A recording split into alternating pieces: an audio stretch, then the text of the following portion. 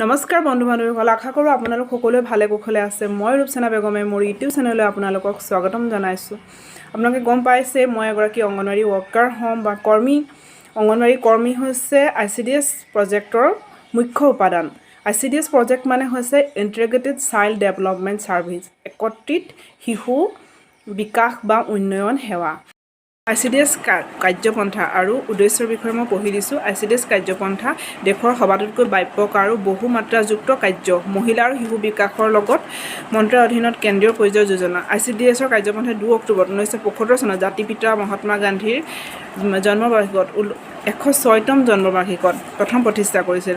শৈশৱৰ প্ৰথম বছৰ যতন আৰু বিকাশৰ বাবে Icds হৈছে সবাতোকৈ ব্যতিক্ৰমী কাৰ্যপন্থা, যিয়ে 6 বছৰ তলৰ শিশু, গৰ্ভৱতী, দুগ্ধদাত্ৰী মাতৃ মানে প্ৰসূতি মাতৃসকল আৰু বেছিকৈ পিছপৰা গাঁৱলীয়া নগৰীয়া জনজাতীয় অঞ্চলত বাস কৰা কিশোৰীসকলক সামৰি লৈছে। Icdsৰ এক যুক্তিসংগত শিশুকেন্দ্ৰিক প্ৰচেষ্টা, যিয়ে সেৱাসমূহ বোধগম্য আৰু মনোসামাজিক বিকাশৰ দ্বাৰা শিশুৰ স্বাস্থ্য তথা পুষ্টিগত সমৃদ্ধ সমাধান কৰে। Icds এক সামূহিক কাৰ্যপন্থা।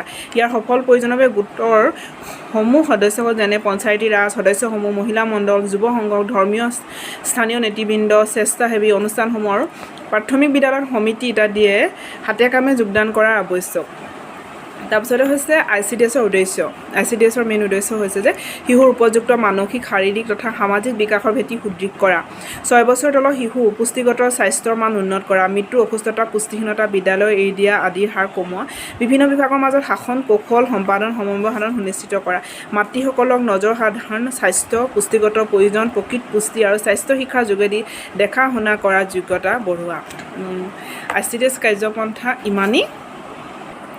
Icdsৰ কাৰ্যপন্থা বা উদ্দেশ্য ইমানে, কিন্তু Icdsৰ হিতাধিকাৰীসকল, Icdsৰ হিতাধিকাৰী আৰু Icdsৰ হিতাধিকাৰীৰ সেৱাসমূহ, গোট, ভূমিকা, তেওঁলোকৰ দায়িত্ব আৰু বহুত আছে। এইটো ইয়াৰ পৰিসৰ বহুত বহল, কিন্তু Icdsৰ মেইন কাৰ্যপন্থাটোৰ মেইন উপাদান হিচাপে আমাৰ অংগনৱাড়ী কৰ্মীসকলক লৈ আমি কেনেদৰে কামবোৰ কৰি যাওঁ বা বিভিন্ন প্ৰশিক্ষণ দিছে, এনেদৰে কামবোৰ কৰি যাবৰ কাৰণে বা আমি পাঠ্যক্ৰমো ব্যৱহাৰ কৰিবলগীয়া হৈছে, কৰি আমি Icds কাৰ্যপন্থাটো মানে সফল কৰি নিব লাগিব বা সফল কৰি যাব পাৰিম, সেই বিষয়ে আমাক বহুত প্ৰশিক্ষণ দিছে।